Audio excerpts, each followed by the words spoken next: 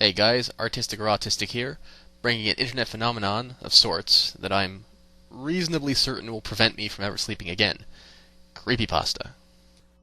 Now, creepypasta is a term that I only recently heard about, because, I am ridiculously behind the times in all things. And the idea of it intrigued me so much that I immediately hit the internets to do some research on different creepypastas. Something I really regret now, because I'm now recording this from inside a goddamn blanket fort while creaking floorboards come to kill me.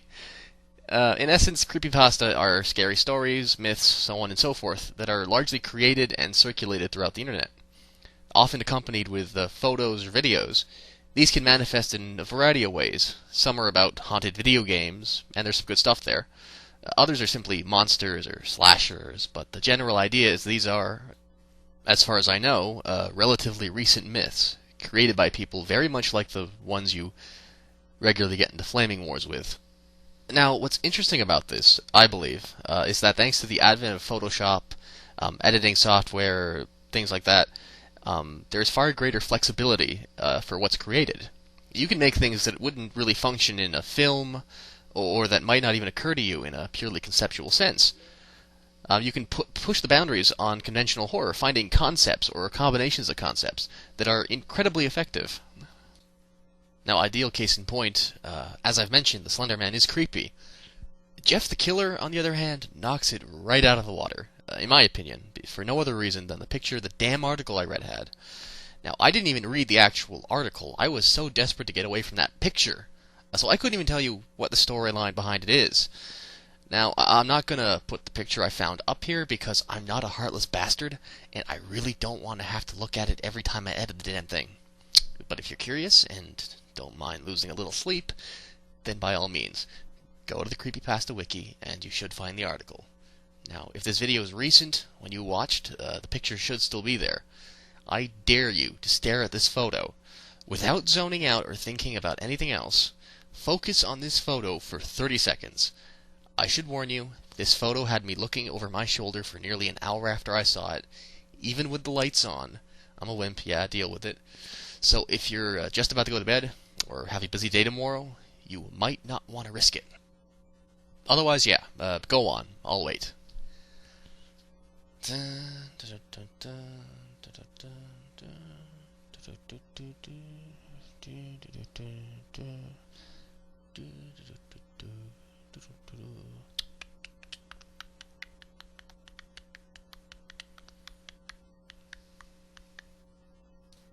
So yeah, that grin. That fucking grin. Whoever photoshopped that needs to be locked in a room with their creation, with only one narrow flashlight, and some gum. But this is a one-trick pony. That grin, while absolutely abundantly terrifying, is really the only thing that sells it.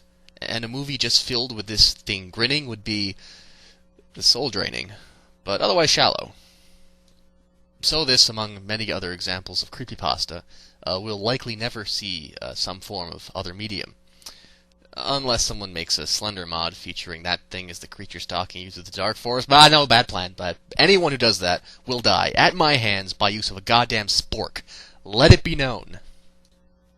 Anyway, my point is that not only is today's generation decidedly accustomed to classic horror fare, and therefore in a position to think of things even worse, they now have the resources to bring their creations to cyber life in ways that were previously restricted to high-budget horror flicks. Now, films have spent millions of dollars making these horror blockbusters, or at least spent 2 hours with a shaky camcorder in the woods, and yet my fear for those was nowhere near as sharp or lasted as long after the fact as that one goddamn Jeff picture. It's something made all the more impressive by the fact that I know, without even the faintest shadow of a doubt, that it isn't real. Now, this isn't some 900-year-old legend that might or might not have a basis in fact. This is just one of the many lines of bullshit that get pooped out by forums, blogs, and Twitter feeds every minute of every day. I know beyond a shadow of a doubt that it's not real. I could probably even track down the origins of the myth, in time. But that doesn't make me feel any less like it's standing right behind me with its eyes boring the back of my head. Oh god, it's gonna eat my brain and wear my skin and make plugs come out of my eye sockets. Why won't someone save? Oh god!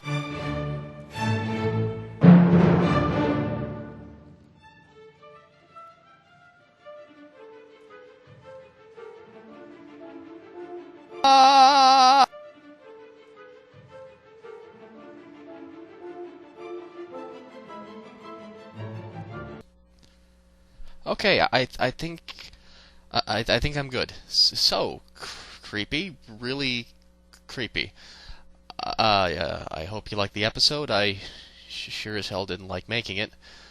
I'm gonna go lock myself in the bathroom now with a pickaxe and some scotch tape, Mom. Scotch tape. Yeah.